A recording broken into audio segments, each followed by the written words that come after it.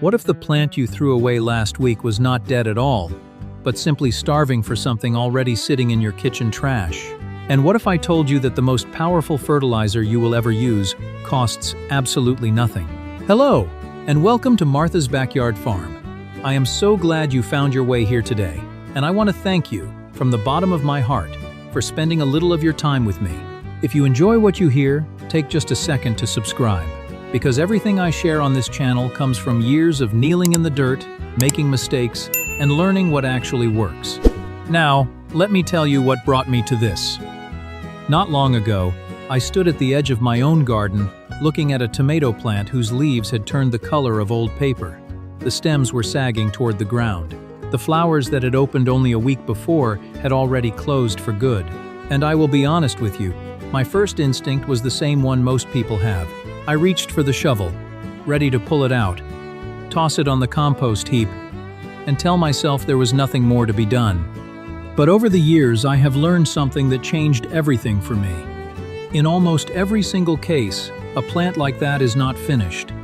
It is not dying the way we think it is. It is simply hungry, running out of one or two specific nutrients that the soil can no longer give it. And here is the part that still amazes me after all this time. Every one of those nutrients can be delivered in as little as 48 hours, using 5 free liquid feeds made from things you already throw away every morning. Today, I am going to walk you through all 5, why each one works faster than anything sold in a bag, and the one quiet mistake that keeps most folks from ever seeing the results. Let me start with the very first one, and I want to begin with a question that surprises almost everyone I ask. Which part of an onion holds more potassium? The white bulb that goes into your soup? Or that dry, papery brown skin you peel off and throw straight into the trash? The answer is the skin.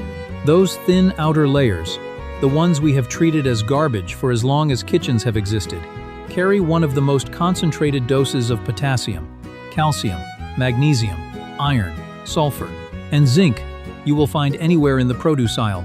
And they carry something else, a compound called quercetin. Inside a plant, quercetin does remarkable protective work. It shields the leaves from harsh summer sun. It slows the spread of fungal infection, and it steadies the plant's chemistry when a heat wave or a cold snap rolls through. The strong smell of those skins even helps drive away the insects that carry disease from plant to plant. Now here is where most folks make the wrong turn. They bury the dry skins in the soil and wait, but that takes weeks the plant does not have. The real trick is water. A handful of skins in a jar of cool water, 24 to 48 hours, and the water darkens to the color of deep amber. That color is the minerals leaving the skin. Already in a form the roots drink up right away. Within days, the stems thicken, new leaves come in deeper green, and flowering picks up inside a week. Now let me show you something that lives even closer to your sink. What if the cloudy water you pour down the drain every evening, the water left over from rinsing your rice, turns out to be one of the most powerful soil treatments ever studied? It sounds like an exaggeration, but it is not. Fresh from the pot, that water is mildly useful. The real magic begins a few days later. When you leave it covered at room temperature for 3 to 5 days, it takes on a faint, sour smell. And that smell is the signal that lactic acid bacteria and wild yeasts have moved in. This is the same idea behind what scientists call effective microorganisms. The numbers are striking. After fermenting, the potassium, calcium, magnesium, copper, and boron in that water can climb by more than 200%, and the microbe population peaks right around the 3rd day. Those tiny organisms even release a natural rooting hormone and unlock nutrients already trapped in your soil. Here is how I think of it. The rice water does not just hand your plant a single meal, it builds the plant a working kitchen. The mistake people make is using it fresh instead of fermented. So wait for that sour smell. Keep your jar somewhere warm, around 68 to 80 degrees, and dilute it. 1 part rice water to 1 part plain water for grown plants, weaker still for tender seedlings.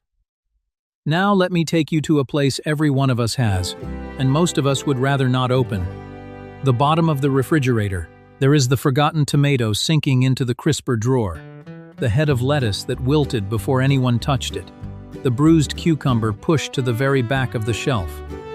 For most households, those scraps go straight into the trash.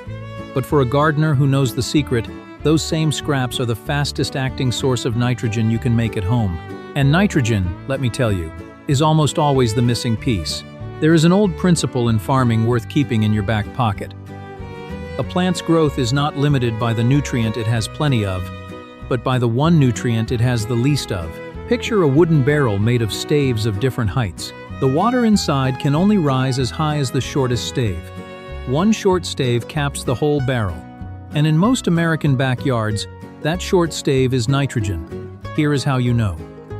When a plant runs short on nitrogen, the older, lower, leaves yellow first, and they yellow evenly, right across the leaf, veins and all, starting at the tip and moving down. That is different from a potassium shortage, where the edges of the leaf brown and scorch. Nitrogen moves around inside the plant, so it pulls nitrogen out of the old leaves to feed the new ones, which is exactly why the bottom of the plant fades first, and the recovery, once you feed it, is fast and frankly spectacular. So here is what I do. I take those soft, green kitchen scraps, crush them into a bucket, cover them with water, weight them down with a plate, and let them sit for about 2 weeks. The nitrogen locked inside that plant tissue gets released right into the water. Now, the most important warning I can give you. Never spray this on the leaves, and never pour it on full strength, because it will scorch leaves and burn root hairs beyond saving. Dilute it heavily, about 1 part scrap liquid to 30 parts fresh water, and pour it only at the base. Do that, and pale, tired leaves deepen 2 full shades of green within 4 to 6 days. But feeding the plant is only half the story, and the next method feeds something far more alive. Now, most struggling plants are not missing just one thing. They are short on 5 or 6 nutrients at once. And that is why I want to share my full-spectrum kitchen tonic, a recipe where every ingredient does a specific job. Start with banana peels, which give you potassium, the mineral that drives flowering and fruiting. Add finely crushed eggshells for calcium. But here I have to clear up a myth I believed for years. Eggshells break down painfully slowly, taking years unless you grind them into a fine powder, so coarse shells will not rescue a plant overnight. And that black sunken patch on the bottom of your tomatoes, blossom end rot, is usually not a shortage of calcium in the soil at all. It is the plant failing to carry calcium to the fruit because of uneven watering. Next, used coffee grounds. Another myth here, folks. People swear coffee grounds acidify your soil, but the used grounds from your pot are nearly neutral, around 6.5 to 6.8 on the pH scale. What they really do is add organic matter, feed your earthworms, and release nitrogen slowly. Then a tablespoon of Epsom salt for magnesium, but only if you see yellowing between the veins of the older leaves, because Epsom salt holds no calcium and will not touch blossom end rot. The lesson I have learned the hard way is simple. Diagnose before you treat. Finally, a tablespoon of unsulfured blackstrap molasses. That sugar is a dinner bell for the microbes, and it can turn a brew that would take 3 weeks into one that is ready in 3 days. Skip the molasses, and you lose the whole advantage. There is one more method, older than coffee or bananas ever were in an American kitchen, a method every farming civilization relied on before synthetic fertilizer was invented in 1913. That invention fed billions, but it also taught us to feed the plant while quietly starving the soil. The old way still outperforms it for rescuing a tired plant, and we call it manure tea. The setup could not be simpler. A shovel of aged, dried manure goes into a cloth sack. An old pillowcase works fine, and it drops into a 5-gallon bucket of water for 3 to 5 days. Now, which manure matters? Chicken is the richest in nitrogen and phosphorus, but it must be aged 6 to 12 months or it will burn everything. Cow manure is gentler and wonderful for building soil structure. Rabbit manure is the quiet favorite, mild enough to be the safest choice for young seedlings. A few rules I never break. Never use dog or cat waste. Never use fresh manure. Stir the bag once a day so it gets oxygen and does not turn foul. And use water without chlorine. When it is ready, Dilute it down to the color of weak iced tea, about 1 part tea to 10 parts water, and pour it in the cool of early morning or evening so the nutrients soak in instead of evaporating. Now, before you run off to start brewing, I have to share the one thing that ties all 5 of these together. Because I have watched good people do everything I just described and still lose the plant.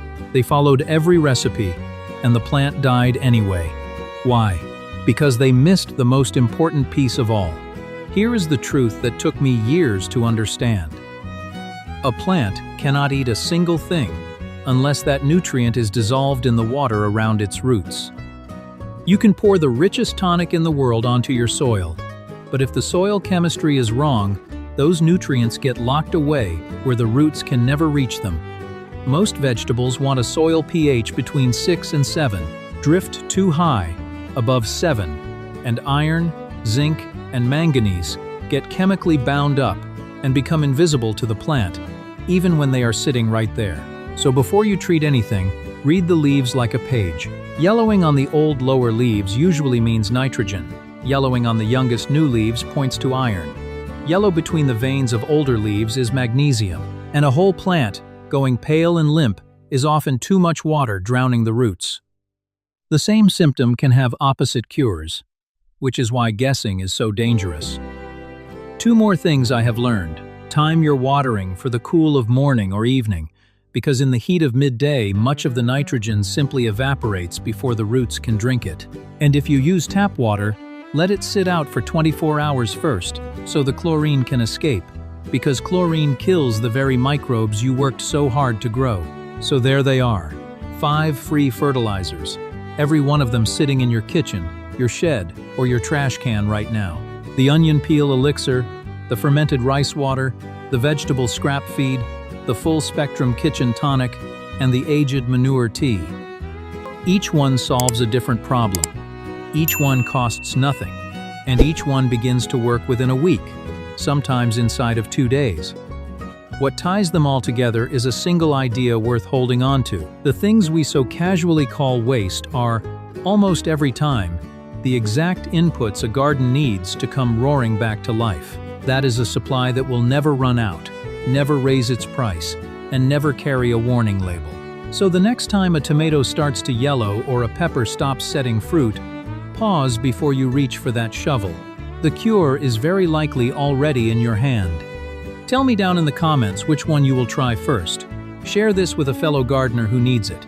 And from all of us here at Martha's Backyard Farm, happy gardening.